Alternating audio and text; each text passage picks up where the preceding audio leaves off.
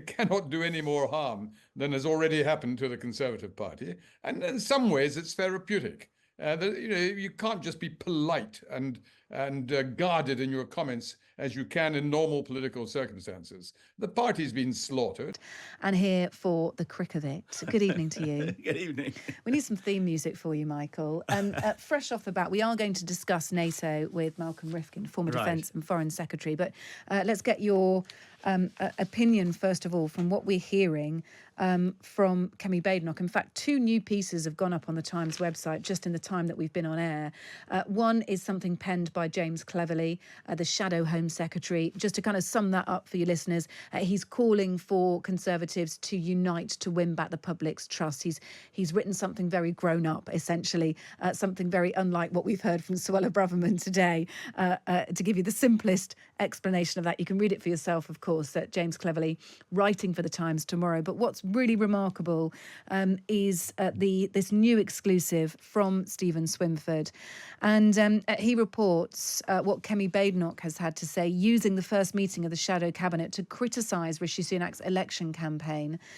She feels that her colleagues are failing to grasp the enormity of the defeat suffered by the Conservatives, a historic defeat, of course, on election night. Of the many things she said Sunak's decision to call an early election without informing his cabinet bordered on unconstitutional. She said that instead of telling cabinet ministers first, he spoke to a small group of colleagues instead, including his PPS Craig Williams, who is, of course, the former MP who subsequently admitted placing a bet on the election date. She described Williams as a buffoon.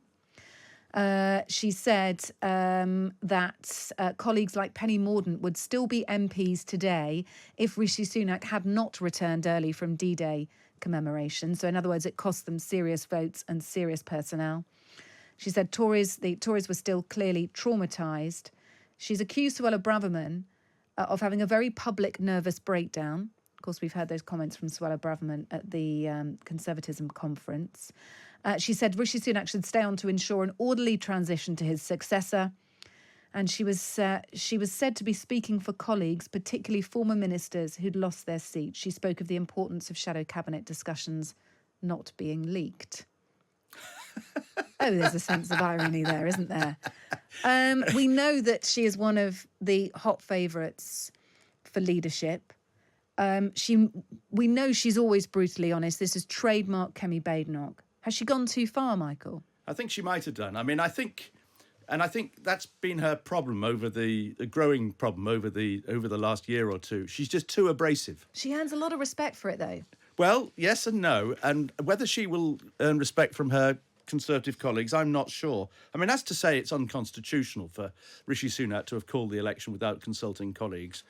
Prime ministers have always done that. They don't. So I mean, occasionally they just. I mean, Harold Wilson, I think in 1970 discussed it with about 10 of his cabinet, but frequently it's their decision and their decision alone, actually. So that I wouldn't agree with. I think most people would agree that Craig Thingamajig is a buffoon and that the D-Day thing was a mistake. The biggest mistake, I think, was actually appointing Richard Holden, who clearly wasn't up to the job of being Conservative chairman and at the same time was trying to get a seat himself. But, I mean, the danger is here that there's going to be civil war within the Conservative Party if these kind of comments carry on. And James Cleverly is right. It needs unity right now. It needs somebody sensible to get a grip on the party. And clearly, there's the implied suggestion, how about me? So was Rishi Sunak in the room for this shadow cabinet meeting? I would have thought so. He is the still the Conservative. He's the leader of the opposition. But that is a very, very frank assessment to give in front of your party leader. Yeah, I mean, in a way, there's not much in there that you could really disagree with. Those are the mistakes that Sunak made and which the party made, and we all know it. Maybe a bit of honesty. But on the other hand, a bit of decency and generosity towards Sunak might be called for at a time when he's gone through a lot. Gone through a very difficult 18 months as Prime Minister, suffering the worst defeat by some measures the Conservatives have had in a very, very long time. And maybe a little bit of the the courtesy, really, that actually Keir Starmer showed on the steps of Downing Street the other day. Well, actually, Sunak. I mean, Sunak has also been applauded for what he's had to say over the past couple of days, and in the House as well today, where he spoke like a grown-up.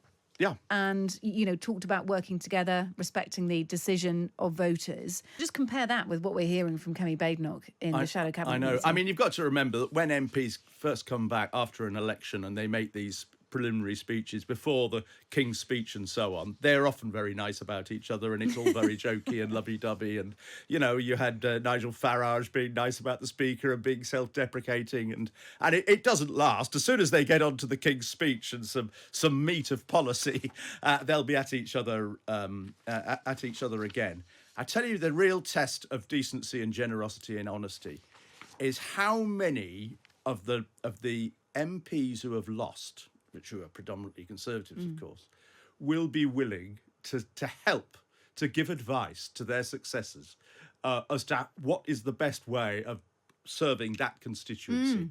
Who is it at the council you need to ring up to deal with the housing problem? Who in the Home Office do you need to contact to deal with an immigration problem? Who is a complete waste of time, and who are the people who get things done? That kind of advice is of real value to the constituents. And all these politicians say they love their constituents. Really, that's really true. Are they willing to give that kind of help? From having spoken to MPs in the past, it doesn't happen that often, actually. Although Penny Mordaunt actually said, I thought it was a wonderful speech she made on election night, and she actually said that she would be helping her successor set up a constituency office and so on. Yeah, I heard that. So look, we've heard from Rishi Sunak earlier today. We've heard this exclusive from Kemi Badenoch and what she had to say in the shadow cabinet meeting, and she is one of the leadership contenders.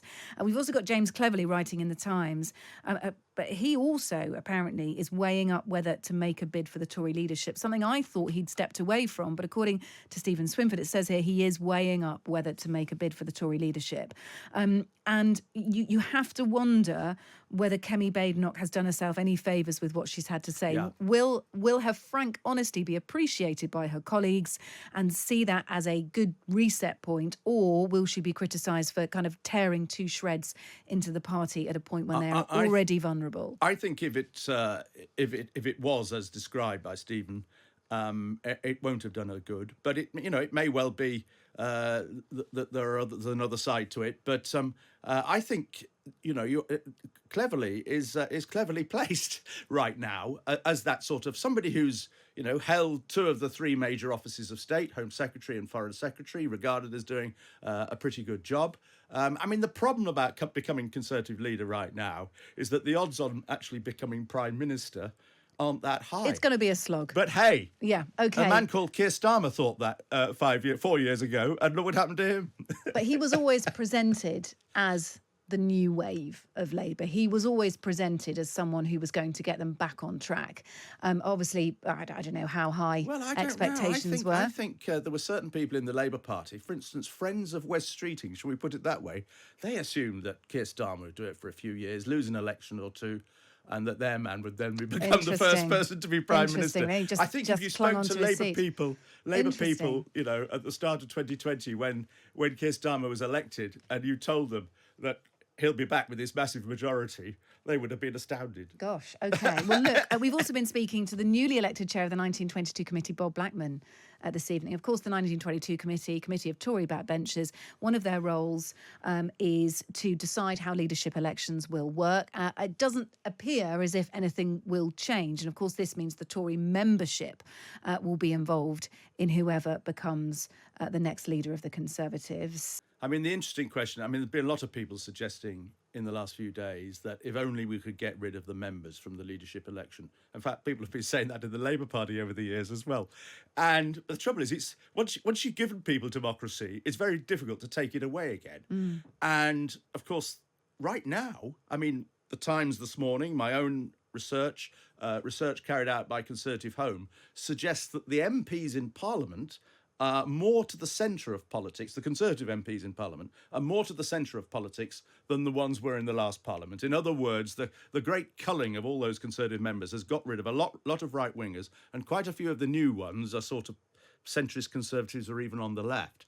So you've got this greater probably a greater divide than ever between the MPs at Westminster, Conservative MPs at Westminster, and Conservative MPs in the country. Now, if the MPs at Westminster were suddenly to say, right, well, we're changing the rules, party members can't have a vote anymore, that would drive, I think, thousands of them, maybe tens of thousands, into the hands of reform. So it's an issue they've got to handle very carefully. Interesting point to make. Exclusive from Stephen Swinford today in the Times this evening is that Kemi Badenoch ripped into Rishi Sunak over his election blunders at the first meeting of the shadow cabinet. She said her colleagues are failing to grasp the enormity of the Conservative Party's landslide defeat. She said that Rishi Sunak's decision to return early from D-Day was disastrous and cost colleagues like Penny Mordaunt their jobs. She also accused Suella Braverman of having a very public, nervous breakdown. She said her colleagues should not gloss over the scale of the election defeat. Post-mortem is necessary, she said, to learn lessons. She's been incredibly outspoken about her criticism of Rishi Sunak and also of some of her colleagues as well. And I wonder what you make of that.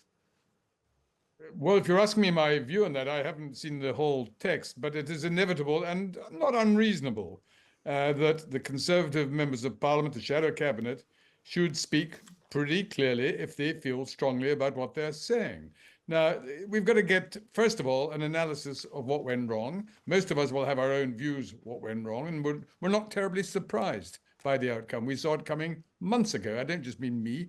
Half the party probably saw it coming, and the other half wishes they did. But we're going to be in opposition for a long time. And therefore, there's no need to choose a new leader in the next 24 hours or the next even 24 days. It should take a little bit longer. And we should, first of all, try and ask ourselves, what kind of leader are we looking for? Are we looking for someone who represents the right wing of the party, the left wing of the party, or whatever? That's all very, very theoretical, because at the end of the day, you win a general election, which we hope to do either in 5 years' time or maybe near 10 years' time, by getting a broad swathe of support from the British public. And you don't do that by simply looking at people who meet your ideological requirements. Is it Kemi Badenoch's entitlement to provide her own commentary on the downfall of the Conservative Party, where she apportions blame, digging into Rishi Sunak, digging into her colleagues? Is this fair enough? I don't myself find myself terribly impressed by it, but frankly, it cannot do any more harm than has already happened to the Conservative Party, and in some ways, it's therapeutic. You can't just be polite and guarded in your comments as you can in normal political circumstances. The party's been slaughtered. It needs to analyze it. I personally do not put the main responsibility on Rishi Sunak. I think he did actually as well as anyone could have done, given what he had inherited. I think we became a laughingstock, first of all under Boris Johnson and then during the Liz Truss episode. And he has been able to slowly provide a prime minister with a reputation for integrity and common sense. Now, that wasn't enough to stop the election results, but I'm not sure that the Archangel Gabriel, or dare I say it, Margaret Thatcher, would have done any better in these particular circumstances. Do you have a preferred candidate? If I did have, I wouldn't be telling you at a particular moment in time. I have to ask you. No, I don't have. There are some of the people who are named who I would be very happy to see in that position. There are others for whom I think it would be a very great mistake and would consign us to a much longer term in opposition than we would otherwise have. But don't like try Suella Braverman. Well, that you can name it whatever name. Okay, I won't play that game. Of Parliament, and if I could just say something on the question of who should be deciding, because this question of whether it's the MPs or the party members, I think there is a big problem, not just for ourselves but for the Labour Party as well. We got Boris Johnson and Liz Truss. They got Jeremy Corbyn, and in both cases that was a very grave mistake, because we're a parliamentary system, and therefore whoever is leader must have the support of at least a majority of the members of Parliament. Now, we're not going to be able to change that rule in the short term, but the members of Parliament do have the right and the power to decide who are the two, not one, the two candidates who go to the party membership, and then the party members then decide which one they approve of.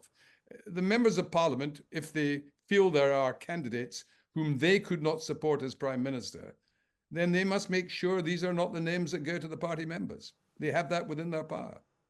So, Malcolm, can I ask you about the NATO meeting? Yes. Probably one of the more important NATO meetings of modern times. And yet it's going to be difficult, isn't it, when the host is so distracted by all this pressure on him to stand down as candidate for the election? Well, it's not just whether he's distracted, it's whether all the other heads of government are distracted as well, because that's going to be the most interesting and newsworthy aspect of this particular summit, very sadly. Now, I think what they'll be looking to see is not what President Biden, how well he does in the sort of set speeches when he has teleprompters to read from. They will be seeing him in quite different circumstances that will not be being televised. When they are involved in collective discussions around the table, both the formal sessions and the more social sessions, and they will each make their own judgment. And I just wish I was there, even if I was only observing him from the distance, to see whether he is able to cope. Because the one point I would make before you come back with another question is it's not just should he be the candidate in the end of this year because he might beat Trump or he might not beat Trump. Whoever is chosen is going to be president for 4 years. And it's not just Mr. Biden's health today. It is on all the evidence, is he likely to have the health, mental health, and the vigor and energy to be the president, not just in next January, but in 2 years' time, 3 years' time, up to 4 years' time. And the evidence at the moment is pretty skeptical about that. Do you think he should step down then? I think that the issue that has to be, I'm going to give you an answer. Let me just put it in this way. What I hope those closest to him, they're concerned, as he is, with his legacy. If he was to step down now, in the light of what has happened, his legacy would be he was the president, he was the man who beat Trump. He won back the presidency for the Democratic Party and for the United States. That's not a bad legacy. And then he had the generosity of spirit, recognizing the limits on his health, that he might not be the best person to be the candidate to fight Trump in December. If he doesn't get that advice or rejects it, then if, as most of the polls imply would be more likely, Trump was to win the election, then Biden's only legacy, the only thing they will remember him for, will be he was the guy who, for selfish reasons, insisted at the age of 81 in trying to get another 4 years at the presidency and failed. And that's quite a heavy burden to live with. It is. Just to return to Keir Starmer, because I'm keen to sort of plug into those years of experience, Malcolm. What does he need to do to establish himself on this trip? Are there simple do's and don'ts for Keir Starmer when he's his first meeting of the world leaders? He's top of the tree when it comes to UK politics, but how does he establish himself in this NATO setup? Well, I think there's 2 points I would make. First of all, on the plus side, he mustn't be too blunt about it, but Britain has just shown what a stable democracy we are. Not just because we had a peaceful transfer of power within 24 hours after the people had spoken, but I was most impressed by both Sunak and Starmer. Sunak, in his last speech as Prime Minister, not only congratulated Keir Starmer, but wished him well in a very civilized way. And Starmer, in his first speech outside number 10 Downing Street, did exactly the same in reverse. Now, that sets an example. That sets a tone in government, which you don't get in the United States at the moment, the bitterness between Republicans and Democrats.